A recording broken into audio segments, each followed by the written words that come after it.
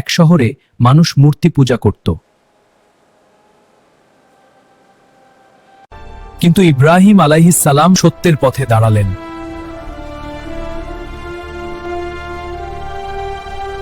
মানুষ তার উপর রেগে গেল, তাকে শাস্তি দিতে চাইল।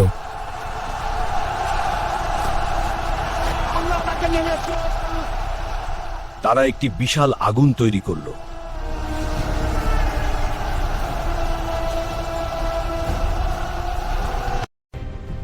তাকে সেই আগুনে নিক্ষেপ করা হলো।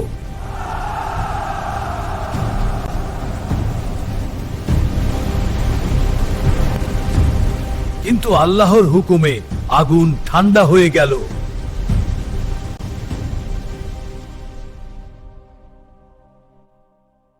ইব্রাহিম আলাইহিস সালাম সম্পূর্ণ নিরাপদ রইলেন।